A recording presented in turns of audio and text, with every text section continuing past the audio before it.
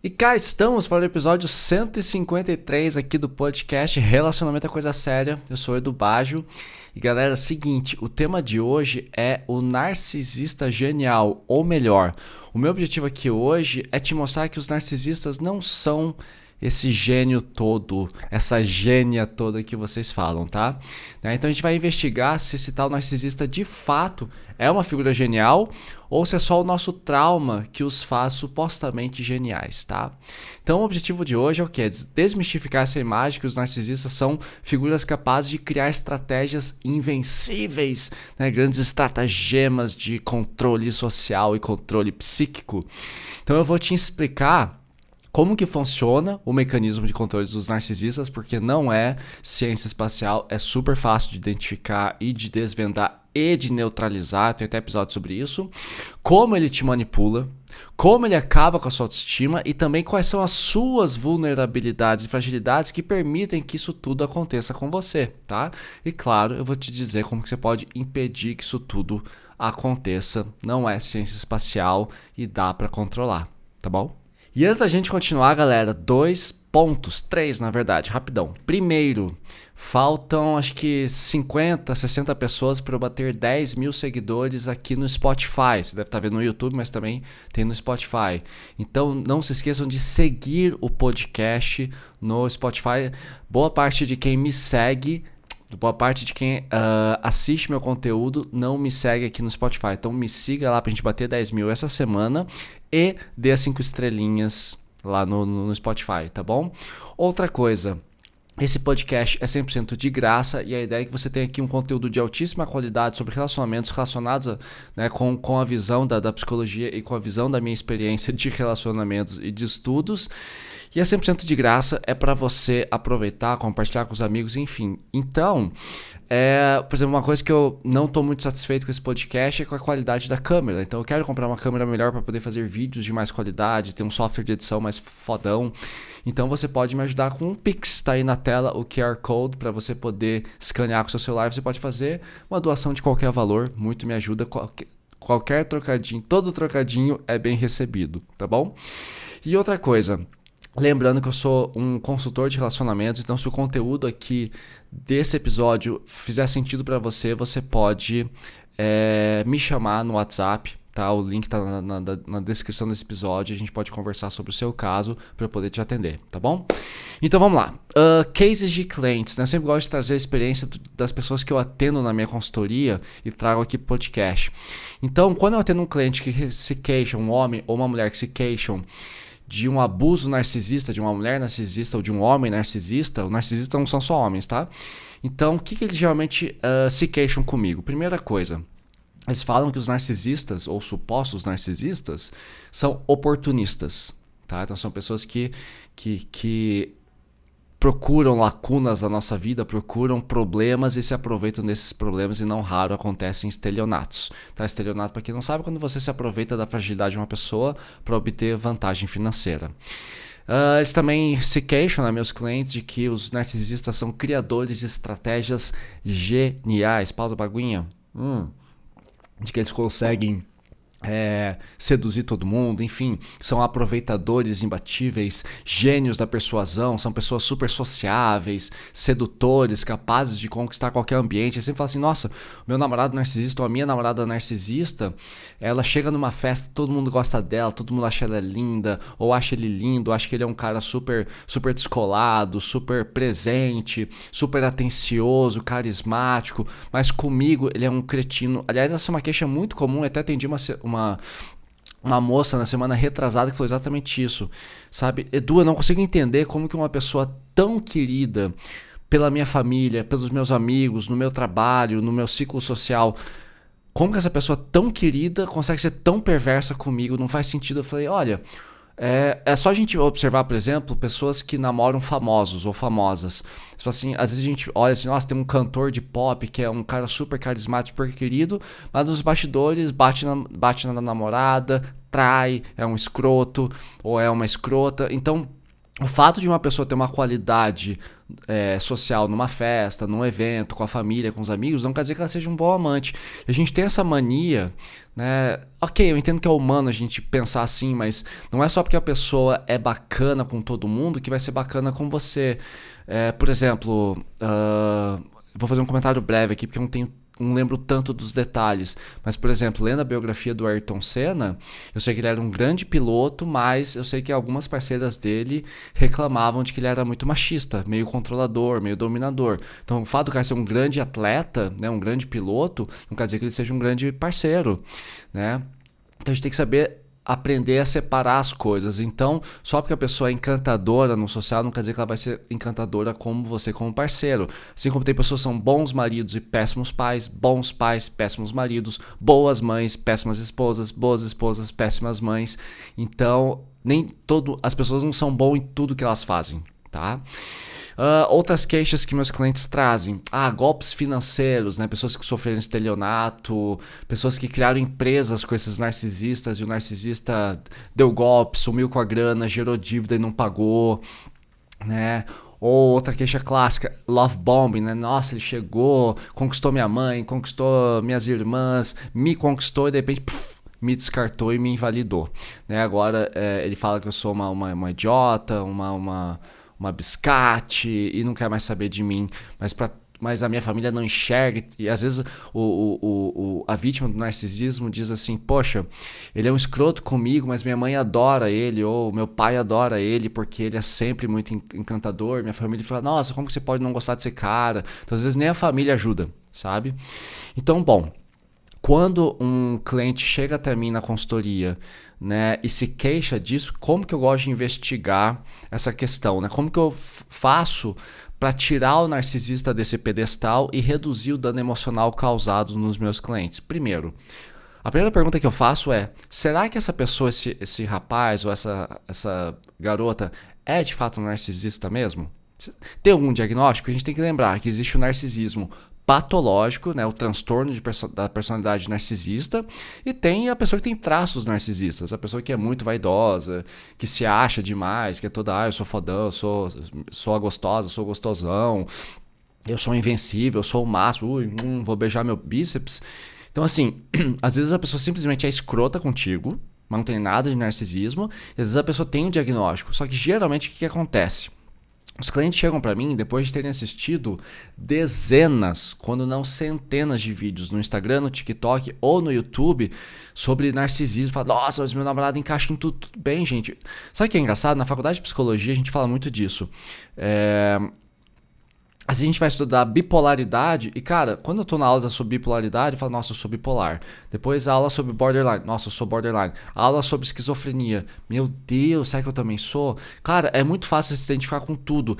E quando você sofreu um abuso narcisista e você está magoado com a pessoa e você passa a ver conteúdos assim, esses conteúdos fazem sentido, porque lembrar que os influenciadores que criam conteúdo sobre narcisismo querem retenção, querem a sua atenção, então eles vão falar o que você quer ouvir. Lógico, tem muita gente séria, mas a maioria é um bando de bosta que só fala bosta sobre narcisismo. Então não é bem assim, tá? Então o que é importante? Cuidado com esses vídeos. E outra coisa, eu sempre falo para meus clientes: ao invés da gente tentar classificar aqui por A mais B que o seu ex-parceiro ou ex-parceira é uma narcisista, não é melhor a gente tentar identificar qual foi o estrago que essa pessoa causou em você? Porque muitas vezes você não vai conseguir diagnosticar. Tá? E muitas vezes a pessoa nem é narcisista. Então é importante entender o seguinte: por que essa pessoa é considerada narcisista para você? Por que é importante colocar esse rótulo? Né? O que isso revela sobre você? Né? E por que você considera esse narcisista uma pessoa genial? Só porque você viu um vídeo no Instagram? Mas Edu, bate tudo. Falei: cara, um monte de coisa que eu vejo na internet também bate comigo, não quer dizer que eu seja. Eu por muitos anos achei que eu tinha TDAH e não tem nada a ver comigo. Então assim, cuidado, gente, tá? Cuidado. A gente já vai falar disso, do porquê é tão importante para você classificar essa pessoa como narcisista. Segura até o final desse episódio que eu vou revelar, tá? Vocês sabem que eu sempre entrego, né? Meus episódios são muito bem são muito redondinhos. Outra coisa, o que eu pergunto para os meus clientes vítimas de narcisismo, o que esse narcisista ou essa narcisista fez de fato que é tão extraordinário, único e superior? E quando eu estou conversando com meus clientes, eles falam assim, nossa, realmente, Edu, quando eu paro para pensar, ok, ele me pediu dinheiro emprestado e não pagou de volta. Eu falei, bom, tudo bem, qualquer pessoa pode fazer isso. Eu posso te pedir agora R$ 3.000 e não pagar. Sou narcisista? Não, eu sou um mau devedor. Ah, mas os narcisistas... Ok, os narcisistas fazem esse tipo de coisa. Não quer dizer que todo mundo que faça isso seja um narcisista, tá? Eu já vou aprofundar mais isso. E por quê? Ah, mas é que ele conquistou minha mãe. Gente, quando você chega para uma sogra, né? O que você vai fazer? Você vai ser educado, perguntar o nome dela, ser gentil, você leva um presentinho, leva um chocolatinho, uma rosa, né? Você se faz presente, pergunta sobre ela. Ah, tô com dor no joelho, você vai falar da dor no joelho. Qualquer pessoa educada faz isso.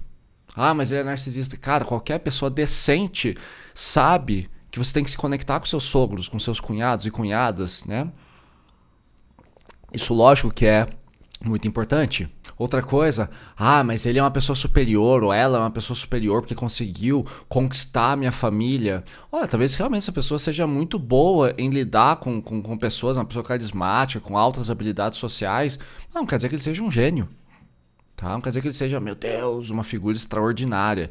Então você está tornando ele único porque ele feriu o seu ego, ele te machucou bastante. A gente tem uma tendência a transformar um ex que nos machucou ou uma ex em alguém realmente, uau, capaz de nos machucar. Às vezes a gente já estava machucado antes. Tem até um filme do Mel Gibson chamado Apocalipto, que é sobre a queda do Império Maia, Inca e Azteca. É bem na época em que os grandes navegadores espanhóis chegam na América aqui e matam todos os indígenas, né? Então o que acontece?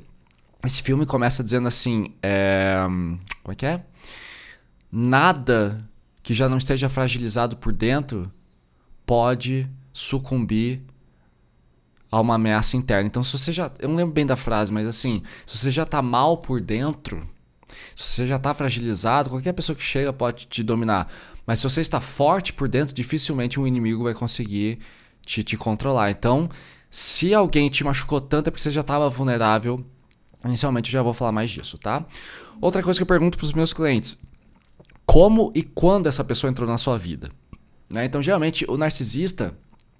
dificilmente ou raramente ou praticamente nunca vai conseguir dominar uma pessoa que tem uma boa autoestima, que tem uma vida sob controle, que está bem organizado. Então, geralmente eu percebo na conversa com meus clientes que esse suposto narcisista chegou na sua vida num momento de fragilidade sua, num momento de alta carência, um momento em que você já estava machucada com outros relacionamentos e essa pessoa chegou, percebeu a sua fragilidade, acolheu, você se sentiu protegida, você se sentiu amada ou amado e deu espaço. Então, cara, quase sempre os meus clientes têm essa questão, tá? Outra coisa, quando foi que você percebeu os traços narcisistas e o abuso? Porque os meus clientes sempre sabem, não, eu já tinha percebido e começou o abuso, mas eu achei que ele ia melhorar, eu achei que com o tempo as coisas iam ficar mais saudáveis entre a gente, eu jurava que com o tempo, se eu pedisse com carinho, ele ia me tratar melhor, mas eu falo, bom... As pessoas não mudam tão rápido. A gente tem essa mania triste, cultural, de achar que é só a gente pedir, cobrar, ser chato e brigar bastante que a pessoa melhore. Nem sempre é assim, tá? Outra coisa. Por que você permaneceu na relação? Eu pergunto para os meus clientes. O que te impediu de romper? Você percebeu que ele era um narcisista? Ou tinha traços narcisistas, por que você permaneceu? E tem clientes meus que falam assim, Du, eu fiquei nessa relação por 10 anos, 15 anos, por que você permaneceu? E geralmente a gente cai sempre na mesma pergunta, que é o que eu trago da psicanálise, principalmente nos trabalhos do Freud, do Lacan e do Jung, que é o quê? Me fale sobre os seus pais, me fale sobre a sua criação. E quando eu faço a pergunta, tipo, me fale do seu pai, da sua mãe, eu percebo que um dos pais já tinha uma dinâmica meio narcisista pra cima do meu cliente ou da minha cliente. E aí eu lembro daquela frase da Lia Luft: a infância é um chão que a gente pisa a vida toda. Então, quando eu percebo que um cliente realmente sofreu desse abuso e teve essa vulnerabilidade, já tinha algo na família. Então, as pessoas vulneráveis aos narcisistas já tinham lidado com narcisistas ou na família ou no trabalho. Então tá tudo lá. É um trauma não organizado que a gente permite que cresça demais. Tá? E outra coisa, a última pergunta que eu faço para meus clientes é: Você impôs limites desde o começo ou preferiu acolher? Que é quando cai no traço do Salvador, que eu vou falar até o final desse episódio. Vou te dar mais detalhes sobre o porquê que você acolhe com tanta força quando essa pessoa está sendo tão sedutora, tá bom? E antes da gente continuar, eu queria falar aqui sobre alguns mitos. Eu até falei sobre isso no meu Instagram. Vocês podem me seguir no @edu.bajo.psi. Tem o link aí na descrição desse episódio. Que eu perguntei lá, eu abri uma enquete. E se você gosta do meu conteúdo, me sigam no Instagram, no TikTok. Eu sempre abro algumas enquetes, né, para falar sobre o episódio da semana. Eu fiz essa pergunta ontem, no domingo. Estou gravando hoje segunda. Perguntando exatamente isso. O que vocês acham? O narcisista de fato é genial, ou ele é só um oportunista, ou é difícil definir. E muita gente colocou que ele é só um oportunista, e é verdade. Então aqui eu quero trazer, eu quero mudar um pouco o papo agora, parar de falar do trauma e começar a falar do narcisismo em si. Porque quando a gente vê isso na faculdade, com o olhar da ciência, sem o olhar popular, sem o olhar do narcisista genial, porque ele não é genial porcaria nenhuma, a gente consegue ter um pouco mais de lucidez no nosso debate aqui. Então agora eu quero falar sobre alguns mitos, só para você se situar e entender como ele não é esse poderoso, esse ditador todo, tá bom? Então vamos lá, meus amores. Então assim, vocês sabem que aqui no podcast eu trago ciência, e como eu tô dentro da faculdade, eu gosto de entender o que são as coisas de verdade, porque boa parte dos traumas de amor que vocês sofrem é mais por questões culturais do que por questões científicas, tá? Então, por exemplo, só pra gente se situar, tá? Você pega aqui, ó, TOC, vamos falar de transtorno obsessivo compulsivo, traumas psicológicos, bipolaridade e psicopatia, psicopata. Só pra gente entender o narcisismo, comparando ele a outros quadros que também sofrem com os mitos, tá? Por exemplo, TOC. Transtorno obsessivo compulsivo, pessoas que lavam a mão várias vezes, que saem de casa e trancam a porta 4, 5 vezes. Nos filmes a gente vê muito isso, pessoas que ficam ajeitando a roupa toda hora. Essa é uma forma de toque, mas tem toques que são o quê? Às vezes a pessoa tem pensamentos repetitivos, falam demais de determinados assuntos, tem alguma obsessão, então o toque não é só mania de abrir e fechar o carro 50 vezes, tá? Trauma psicológico, que tem um mito muito grande, que muita gente acha assim, trauma é quando acontece algo, um evento catastrófico, tipo um acidente de carro, ou fui assaltada, ou um namorado falou que eu era uma biscate. Ok, existem os traumas por eventos catastróficos, eventos isolados. Você sofreu um abuso na infância, você sofreu um bullying na escola, alguém te chamou de gordinha ou de magricela e você não gostou. Ok, aquilo pode ter sido um evento isolado, mas tem traumas que ocorrem ao longo de um longo período. Então, na escola eu sofri bullying dos 8 anos de idade até os 15 anos. É um longo período, foram pequenos abusos semanais que geraram um trauma ao longo da vida. Então, o trauma não é só uma coisa que vem do nada, são eventos que podem ocorrer lentamente também. Outro clássico aqui é a bipolaridade. Nossa, acordei mal e dormi me sentindo a deusa do mundo. A bipolaridade tem variações de humor lentas e às vezes podem ser repentinas, mas quando cai a depressão, não é ficar triste à noite, desmotivado. A pessoa cai numa depressão fodida de profunda. A pessoa não consegue sair da cama, não consegue comer, às vezes leva ao suicídio, ou você tá lá em casa às 2 da manhã com ela acorda de repente querendo arrumar o telhado e nossa, eu quero sair na rua e quero conhecer um monte de gente e tal, do nada. Então assim, a bipolaridade, as mudanças podem ser repentinas, mas são muito intensas ou elas são lentas e quando acontece permanecem por meses. A pessoa pode ficar meses deprimidas ou meses deprimida ou meses em grande euforia. Não é essa coisa de na sexta eu tô bem, no domingo já tô mal, não é isso. E outra coisa, a psicopatia, esse aqui é um mito que eu adoro quebrar, inclusive com os meus clientes. Todo psicopata é criminoso. Errado. Nem todo psicopata comete crimes e nem todo criminoso brutal serial killer é psicopata. Então separem as coisas, tá, gente? Então não é assim. Na minha faculdade tem psicopatas, são pessoas que realmente têm pouca empatia, mas não quer dizer que a pessoa vai cometer um crime só porque ela não tem empatia. Ela pode ser meio fria, meio calculista, mas ela não é criminosa. Criminoso é quem comete um crime, não quem é psicopata. Você pode conviver com um psicopata e nem sabe, porque ele também não sabe que é psicopata. Então, cuidado, gente, com esses mitos de internet, tá? Cuidado. Então, o narcisismo, ele não existe dentro da ciência da psicologia, uma correlação direta entre o transtorno de personalidade narcisista, né, ou traços altos de narcisismo, e uma inteligência acima da média. Se fosse assim, todo narcisista era genial, era rico, era manipulador, ou seja, todo presidente ia ser um narcisista, todo dono de empresa, ou Steve Jobs ia ser um narcisista, talvez ele seja, sei lá. Mas se fosse assim, a gente ia começar a pesquisar na infância. Nossa, quem aqui que é narcisista? Vamos já pegar os narcisistas, proteger a sociedade deles, mas aproveitar essa genialidade. Seriam superdotados. Não é assim, gente. Tá? Não existe correlação entre narcisismo e inteligência. O que acontece é quando você sofre um baque muito grande. E pode ver, às vezes a gente pensa. Já peguei clientes que namoraram bipolares, que namoraram pessoas com borderline ou com toque não, com TDAH ou com superdotação. Fala, nossa, ele acabou comigo, ele é genial. Não necessariamente. Nem sempre o vitorioso é o mais inteligente em campo. Só se assistir futebol na Copa do Mundo agora, tem times que nem são tão bons, mas naquele momento souberam aproveitar uma oportunidade. É um time genial? Não, é um time que jogou bem. Genial é Pelé, Neymar na época áurea, o Messi, que tem uma consistência de resultados por muito tempo. Agora, só porque você jogou bem uma partida na Copa do Mundo não faz de você o melhor time do mundo, né? Da mesma forma, a seleção não foi penta em 2002? Foi com o Felipão. Mas a mesma seleção com o Felipão tomou 7-1. Era o Felipão também. Então o Felipão, ele é incompetente porque ele tomou 7-1? Não. Ele é genial porque conquistou o penta? Provavelmente. Mas quer dizer que ele é um gênio? Não, às vezes o time só jogou bem naquele campeonato. Entende? Tem que tomar muito cuidado com o que a gente fala.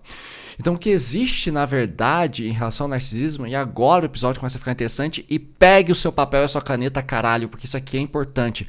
Parem de sofrer com narcisismo. É a partir dessa chave aqui. O que existe na real é uma superestimação da inteligência do narcisista. Tá? Então o narcisista é bom de te convencer que ele é fodão. E você acredita. Porque você quer acreditar nisso. E eu vou daqui a pouco te explicar o porquê. Então, como que os narcisistas, agora eu vou falar o que eu prometi no começo do episódio. Como que eles vendem a ideia de geniais?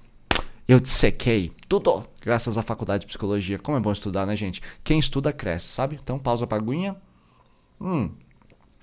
Uma seguidora aqui do podcast mandou uma mensagem no Instagram esses tempos falando assim: Edu, por que você parou de falar tanto palavrão? Não sei. Eu falava mais palavrão. Eu percebi que agora estou fazendo uma certa força. Oi, Bia, foi você, né? Beijo. Eu realmente não sei se eu fiquei mais formal no podcast aqui, se eu fiquei mais concentrado, não sei dizer, mas eu tenho falado menos mesmo. Eu não sei, eu acho que no passado, há uns 2 anos atrás, quando eu comecei o podcast, 3 anos, eu acho que eu era mais emotivo e agora eu tô um pouco mais maduro, talvez, na criação de conteúdo. Não sei, mas eu tenho falado menos palavrão, é verdade. Dizer se você sente falta ou não. Já levei bronca por isso, mas a maioria das pessoas gosta. Então vamos lá. Primeiro traço do narcisista que faz ele parecer um gênio. Nossa, o Einstein da manipulação. Falta de empatia emocional, tá? Então o que acontece? O narcisista ele tem uma boa capacidade de mapear o que o outro está sentindo ou pensando. Então eles são muito sensíveis. Eles conseguem flagrar as pessoas. Mas eles não se importam com o impacto do que eles fazem, que é uma falta de empatia emocional. Então eles percebem as nuances, assim como uma pessoa ansiosa também percebe. Ansiosos são... Vamos dizer que os ansiosos são geniais porque eles conseguem perceber a menor da mudança no comportamento do parceiro? Não, quer dizer que eles são sensíveis. Mas ser genial, desde outro ponto, né? Então, eles conseguem mapear as emoções do outro, tá? Já vou falar um pouquinho mais sobre isso. Outra coisa, foco na sobrevivência do ego, tá? Ai, coceira do nariz porque tá muito frio. O narcisista dedica toda a sua energia para a manutenção da própria imagem e do próprio poder. Então esse inchaço do ego, por isso o narcisismo, né? O narciso, ele se olha no espelho e se acha belo, né? É como diria Caetano Veloso naquela música Sampa. É que Narciso acha feio o que não é espelho. Então tudo aquilo que não é igual a ele odeia. Então, esse inchaço do ego do narcisista leva a uma forte confiança, autoconfiança, e a autoconfiança impressiona. Por quê? Porque as pessoas confiantes passam segurança. É só isso que eles têm. Então, eles passam 24 horas por dia alimentando o próprio ego. Eles só fazem isso. Então, isso não é genialidade, é hábito. E se você fizer isso, começar a olhar para sua vida e pensar, nossa, o que eu faço de positivo? O que eu faço de bom? Eu sei tocar violão, eu sei trocar as cordas de um violão, eu sou bom ciclista, eu sou um bom pai, eu cuido muito bem do meu cachorro, a minha feijoada é incrível, eu cuido da minha casa, no meu trabalho eu me importo com as pessoas. Isso faz você uma pessoa empática, uma pessoa carismática, uma pessoa cuidadosa. Gênio? Não. Então o narcisista, ele é bom nisso também. Só isso. Só que ele só faz isso da vida. Ele fica o tempo inteiro alimentando o próprio ego. E a maioria das pessoas é autocrítica demais. Então é difícil ter um narcisista e uma pessoa normal. A pessoa normal tem autocrítica demais. Ah, não sou boa o suficiente, não sou bonito o suficiente, meu peito não é grande o suficiente, minha bunda não tá boa, meu pau não tá grande. Ah, eu acho que eu falo demais, falo de menos, sou alto demais, sou baixo demais. Enfim, nós estamos constantemente nos criticando. Já o narcisista, ele é diferente. Ele tá o tempo inteiro se elogiando. Isso faz ele genial? Não. Faz isso dele um cara obcecado ou uma garota obcecada pela própria imagem. Excessivamente vaidosa. Isso não é genialidade, isso é defeito, gente. Isso é falha. Então, para de achar esse filho da puta de genial. Parem. Tô voltando ao Edu antigo. Eu gosto de ser mais intenso. Enfim. No ambiente acadêmico, no ambiente profissional, o que faz o narcisista parecer genial? Ele é um gestor. Um gestor, né, um líder ou uma líder com traços narcisistas pode não ser um profissional do mais brilhante do mundo. Mas onde está, né, a manipulação narcisista? Ele ou ela é capaz de identificar rapidamente quais subordinados, quais colaboradores têm uma forte necessidade de aprovação ou têm medo da demissão. E, gente, você não precisa ser gênio para isso. Eu lembro de uma vez, quando eu trabalhava numa agência de marketing digital, há muitos anos atrás, né, quando eu trabalhava com marketing digital e tinha agência e tudo mais, antes de trabalhar com psicologia, eu sempre fui muito seguro né, das minhas atitudes. Então, por exemplo, eu pegava clientes grandes. Eu nunca atendi as lojas americanas, mas vamos supor que eu atendi uma loja tipo as lojas americanas, tá? Às vezes eu percebi que a gente não ia bater meta. Às vezes o cara me pedia, eu quero fazer uma campanha com 50 mil reais para vender mais, sei lá, bolacha da marca tal. Falei, olha, com 50 mil reais na Praça São Paulo, com o CPC, o custo por clique que você está falando, a gente não vai conseguir vender. É muita pouca verba, a gente precisaria de uns 100, 200 mil reais num final de semana para ter essa alavancagem. O cliente, eu não vou dar esse dinheiro. Eu falo, olha, com 50 mil eu não bato a meta. Eu não consigo te entregar o que você está me pedindo. Eu era sincero com o cliente. Já os meus colegas que eram mais vulneráveis, tinham medo de serem demitidos, tinham medo de não receber aprovação, o que eles faziam? Para não contrariar o cliente, que era muitas vezes agressivo, muitas vezes grosseiro, fala assim, não, pode deixar, eu dou um jeito. Aí a pessoa fica lá se matando para conseguir. Eu falo assim, cara, se você não consegue, diz que você não consegue. Mas o cliente vai ficar bravo. É melhor que ele fique bravo e a gente não falhe na estratégia, porque depois ele vai culpar a gente por não ter dado certo. Narcisista do caralho. Então, assim, os narcisistas percebem quem tem medo de ser demitido, porque tinha muita gente lá, porque eu entrei nessa agência com 32 anos, então já era um cara mais maduro, mais seguro de mim. E a maioria da galera lá tinha 25, 22 anos, eram pessoas recém-saídas da faculdade, morrendo de medo de serem demitidas, ainda moravam com os pais, tal, mais inseguras. Então o narcisista percebe, o Edu é confiante, não posso abusar dele. Já a Maria ou o João são mais vulneráveis, então vou abusar deles. Então o narcisista percebe isso. Nossa, que gênio! Não! É óbvio, a gente percebe quem é frágil. Então isso não tem nada de genial. Então assim, o narcisista vai usar essa vulnerabilidade para delegar às pessoas mais fragilizadas um certo excesso de trabalho. Então existe acúmulo de função. Então ele percebe, a Maria morre de medo de ser demitida, eu vou abusar dela. O João morre de medo de dizer não diz não, então eu posso pedir para ele ficar depois das 6. Já o Edu não, o Edu fala assim, cara, eu cheguei aqui às 9 da manhã, fiz todo o meu trabalho bonitinho, 6 da tarde eu vou para casa, porque eu sou CLT e não tenho que ficar aqui depois das 6, a não ser que me paguem hora extra e me paguem muito bem. Lógico, algumas exceções, em alguns momentos eu ficava também, mas nem sempre. Agora a gente ficava lá até as 10 da noite se matando para cumprir uma meta que não era atingível. Não, cara, não pode. Então o narcisista, ele delega excesso de trabalho às pessoas mais vulneráveis que não sabem dizer não. Ele fica com os créditos das pessoas que são incríveis, mas que têm baixa autoestima. E ele ignora as críticas de pessoas que são mais frágeis. Então eles abusam do medo e da dependência dessas pessoas, do medo que essas pessoas têm de dizer não. Então não é que o narcisista é genial, mas ele percebe isso, ele usa isso sem sentir culpa. Só isso. Ah, então quer dizer que o narcisista é um psicopata? Pode ser, mas nem sempre. Mas isso não faz ele genial. Faz dele oportunista. E oportunista não é genialidade. Então quantas vezes, por exemplo, eu tô andando de bicicleta e eu lembro de uma vez que eu tava andando com uma galera assim e falaram assim, o Edu é genial no ciclismo, porque ele nunca para, ele não para a bike, ele não coloca o pé no chão nunca. Mas como que eu faço isso? Eu observo o tempo do semáforo. Eu aprendi isso com a minha mãe e com meu pai que me ensinaram a dirigir carro. Né? Então eu percebo assim, o sinal vai ficar amarelo, eu já reduzo a velocidade da bicicleta e vou devagarzinho fazendo zigue-zague para demorar mais tempo. Porque quando chega no sinal, dá o tempo certinho do sinal abrir. E outra coisa, como eu faço a mesma rota quase todo dia, por exemplo, para ir para a faculdade, eu sei o tempo dos semáforos. É só observar motorista de ônibus. Motorista de ônibus sabe acelerar ou frear na medida certa para não parar tanto em sinal vermelho. Nossa, eu sou um gênio? Não, eu sou oportunista. Eu aprendi a lidar com o semáforo. E narcisista faz a mesma coisa. Oh, meu Deus, gênio. Não, é só um cara de bosta, uma guria de bosta que te dominaram e feriram seu ego. Já vou falar disso. Por que ele te machuca tanto, tá? Mas antes da gente continuar, pausa para publi de mim mesmo. Gente, lembrando que vocês podem conhecer o meu curso, tá? Que é o Relacionamento Seguro na Era do Like. Deixa eu até mostrar aqui pra vocês. Deixa eu ver se eu consigo mudar a imagem. Consegui. Então, esse aqui é o meu curso, que é o Relacionamento Seguro na Era do Like. Deixa eu ver se vocês estão enxergando certinho aí. Ah, mais ou menos. Ai, que bosta. Aí, agora vocês estão vendo certinho. Então, Relacionamento Seguro na Era do Like é um curso que eu organizei justamente para você que quer ter um relacionamento saudável, inclusive se você lida com narcisistas. Por quê? Quando você está num momento em que você está solteiro, em que você está bem com você mesmo, você está com a sua autoconfiança preservada, porque você faz terapia, porque você investiu em autoconhecimento, é mais difícil de uma pessoa te manipular. Tá? Então a ideia desse curso, por que eu falo tanto dele, eu tenho tanto carinho por ele? Porque aqui você vai aprender o que abala o seu vínculo afetivo. Por exemplo, uma pessoa que percebe as suas fragilidades vai abusar mais de você.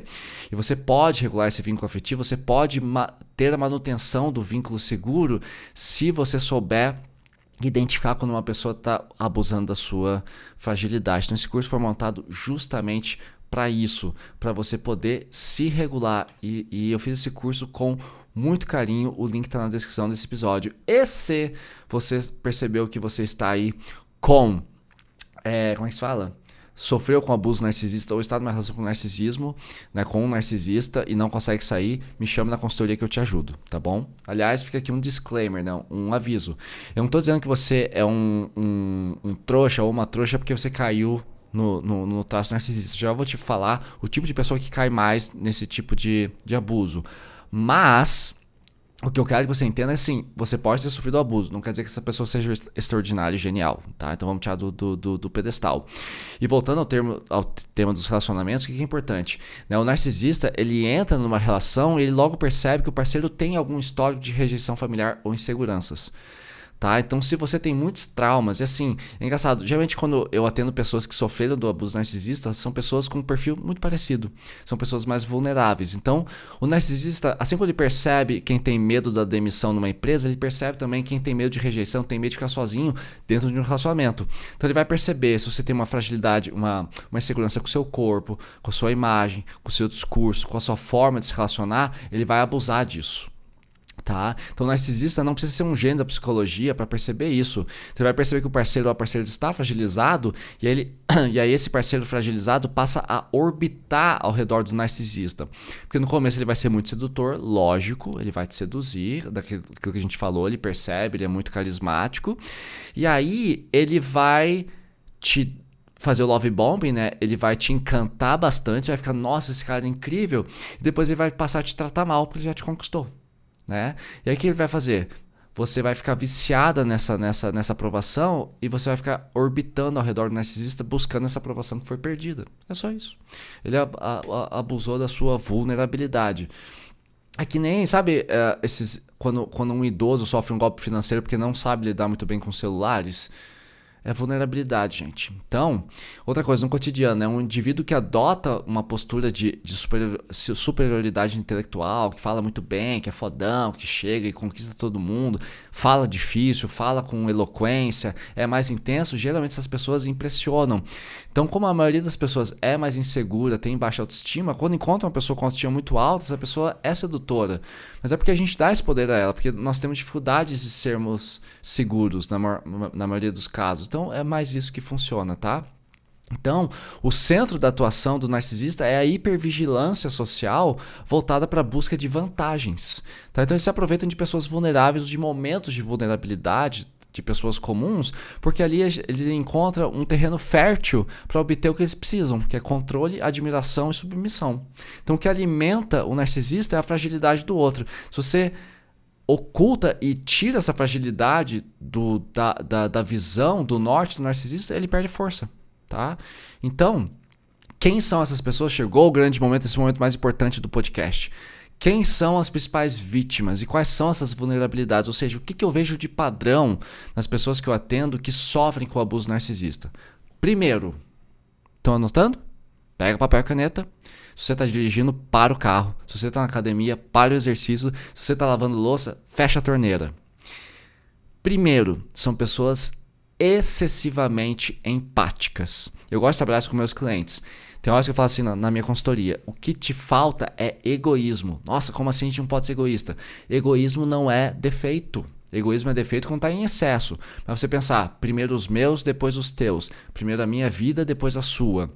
Primeiro a minha saúde mental, depois o nosso relacionamento. Primeiro a minha individualidade, a minha vida, os meus hobbies, o meu trabalho, o meu cachorro, meus amigos, minha vida, meu autocuidado, minha skincare, depois o skincare do meu parceiro. Então, quando você se doa demais, mas tadinho, ele tá sem grana, vou emprestar um dinheirinho pra ele, depois ele me paga, quando ele me paga, ele tá desempregado, tadinho, a vida tá difícil, eu vou acolher ele na minha casa, eu vou dar... Nossa, eu vejo tanto cliente que faz isso, cara, mas tanto cliente.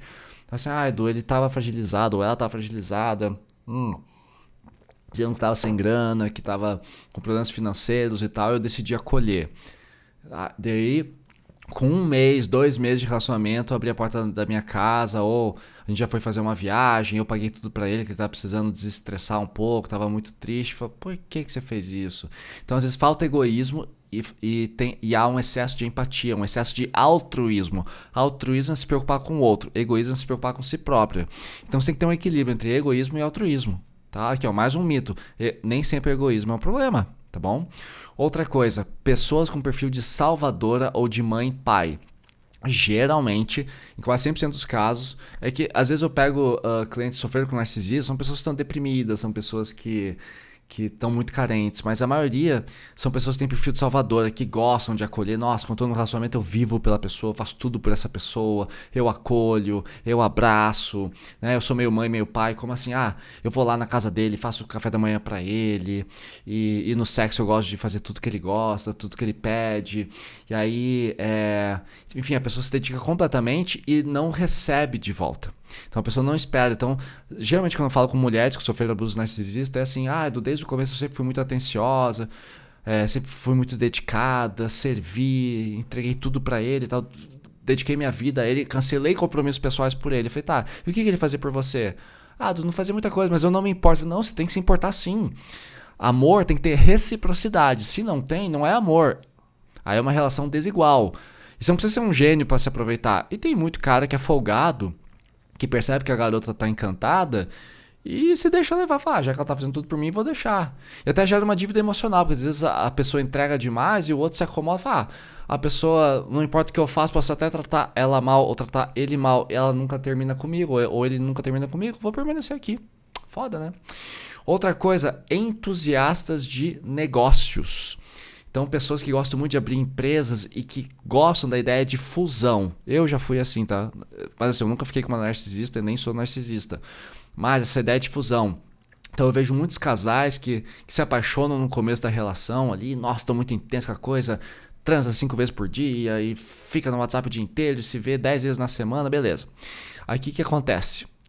Vamos abrir um negócio juntos, vamos fazer alguma coisa juntos, vamos mudar o mundo juntos? Vamos. Aí, o que rola? Cria-se uma empresa, Aí essa empresa dá errado, fica um monte de dívida. Então, são pessoas que fazem parceria, fazem sociedade com uma pessoa que conhecem há menos de 6 meses. Gente, mais difícil do que você achar um grande amor, você achar um sócio competente e confiável. Mais difícil você achar um sócio competente e confiável, você achar um terapeuta decente. Então, não abram negócios com pessoas. Ou às vezes, a gente tá muito apaixonado, eu comprei uma viagem pra gente lá pra Salvador, aí eu que paguei as passagens, depois ele me deu um ghosting, eu fiquei com a dívida. Eu falei, por que você pagou uma passagem de avião pro Nordeste? Porque eu tava muito apaixonado, ele era incrível. Caralho, mano, espera a relação melhorar, dá um pouco mais de tempo, porra. Mania de pressa em relacionamento. Mas ele parecia ser o amor da minha vida. O amor da sua vida te trata bem. E demora pra gente identificar o amor da nossa vida. Então, o grande problema aqui é que a gente tem tanto medo de ficar solteiros, que qualquer pessoa que chega com um pouquinho mais de carinho e atenção, a gente acha que é o amor da nossa vida. E não é.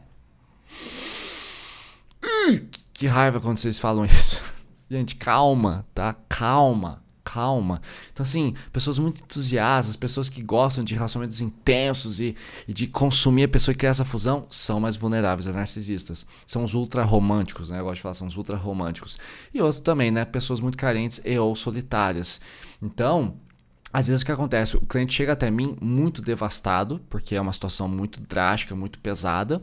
E aí eles falam assim, nossa, Edu, com certeza meu parceiro é narcisista. E à medida que a gente avança a consultoria ali ao longo de 1 mês, 2 meses, 3 meses de trabalho pós-relacionamento, eu percebo que na verdade essa pessoa estava extremamente carente. O meu cliente fala, eu não tenho hobby, eu não tenho propósito na vida, eu estou insatisfeito com o meu trabalho, eu estou insatisfeita com o meu trabalho, eu estou de saco cheio da minha vida, eu não tenho amigos, eu chego em casa à noite, eu me sinto só, eu não suporto meu próprio silêncio, eu não saio sozinha, eu fico em casa o tempo inteiro, meus amigos não respondem minhas mensagens, ou seja, são pessoas que já estão abaladas. Eu até hoje nunca peguei na consultoria alguém que fala assim, Edu, minha vida estava ótima, eu estava super bem, tudo maravilhoso, chegou um narcisista e fudeu com tudo. Então, qual que é a maior receita contra um narcisista? Tá? É você ter uma vida organizada. Se você tem muito fragilizada, tem perfil de salvadora, de salvador, de ser mãe, de ser pai dentro do relacionamento, querer cuidar do outro, excessivamente empática, busque terapia, busque autoconhecimento. Geralmente a gente quer se regular com o outro, com o príncipe encantado, com a princesa encantada, então vai vir alguém que vai resolver minha vida. Aí o narcisista percebe que você está buscando justamente esse sentimento de salvação e ele se aproveita de você. Então ele não é um gênio, ele só se aproveitou da sua fragilidade.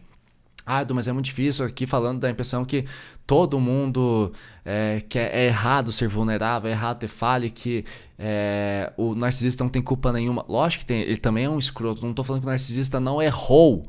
O narcisista é um escroto, mas ele não é gênio. E muitas vezes a coisa está mais em você. E aí que eu fecho a minha consultoria falando. Então por que a gente eleva tanto o narcisista? Por quê? Porque é muito mais fácil tornar esse narcisista um gênio dentro da sua narrativa a respeito dessa relação do que admitir que você também tem fragilidades e vulnerabilidades e tá tudo bem. Gente, eu não tenho problemas de admitir que eu sou ansioso nas relações, que eu sou intenso demais.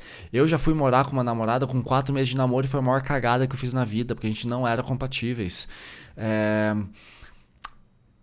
Eu não tenho vergonha de admitir que às vezes eu acelero demais nas relações, eu sou intenso demais, eu mando mensagem demais, eu sou igualzinho a vocês, só que eu aprendi ao longo de 20 anos de relacionamentos, 2 casamentos e 5 namoros longos, eu aprendi que sim, às vezes eu sou entusiasta demais, às vezes eu cuido demais, muitas vezes eu sacrifiquei minha vida, deixei de fechar negócios, faltei a trabalho para poder estar com a pessoa, às vezes eu estava precisando de cuidado, eu cuidava mais da pessoa do que de mim mesmo, eu fiz tudo isso, gente.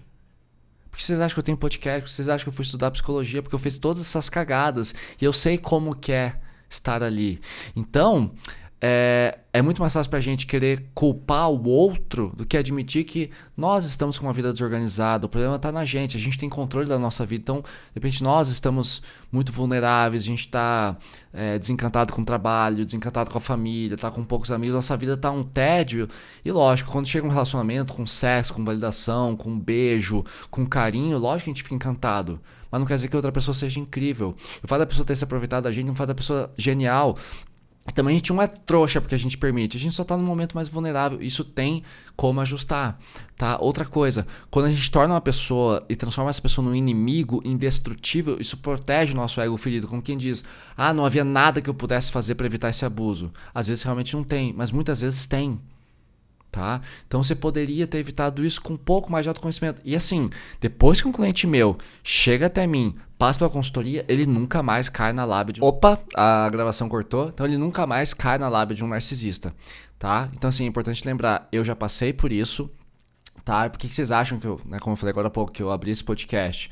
Porque quando a gente consegue preservar a nossa vida orgânica, ter uma vida controlada, uma vida regulada, beleza, não estou dizendo que é fácil. Não tô aqui para ser cínico, para ser hipócrita, dizer que é fácil, que como você é bobão e não consegue se regular. Não é isso. Eu sei que é difícil ter autoconfiança, é difícil manter uma boa autoestima, é difícil ter uma vida regulada e muitas vezes a gente sofreu vários traumas ao longo da vida. Então não tô aqui para dizer que o narcisista ele não é capaz de te destruir, que ele não é um manipulador. Pode ser, tá? Mas ele tem um perfil de vítima. Então se você se encaixa nesse perfil de vítima, você pode reverter esse quadro. Onde eu quero chegar está no seu controle. Então não adianta querer sair por aí, como eu vejo muito cliente. Desculpa, gente, estou sendo repetitivo, eu não lembro o que eu falei, eu fiquei super frustrado aqui quando acabou a gravação. Então vamos lá. Às vezes tem cliente meu que fala assim, então eu vou atrás do meu narcisista, eu vou avisar todas as novas garotas ou os novos garotos que ele ou ela vai pegar e alertar. Cara, não cabe a você. É porque o narcisista, quando nos machuca, ele fere o nosso ego. E a gente precisa recuperar o nosso ego. E a melhor forma de você recuperar o seu ego significa o quê? Significa eu. Tá? Do latim, eu. Então, ego é você, a sua constituição psíquica, é a sua personalidade, é a sua essência. Então, como é que eu preservo a mim mesmo? Evitando pessoas assim. Então, hoje eu consigo perceber rapidinho quando uma pessoa é narcisista. Eu não dou corda. Falou, mas ele é lindo, gostoso, o melhor sexo da minha vida. Foda-se, abre a mão disso. Deixa pra lá. Porque a pessoa vai te dominar se você deixar. Então quando a gente mantém esse controle e percebe, cara, eu não vou permitir que isso aconteça, porra, é muito melhor, tá bom? Gente, qualquer coisa, desculpa aí pelo corte. E qualquer coisa me chame na consultoria, eu posso atender vocês, tá bom? Até semana que vem. Amo vocês. Beijos!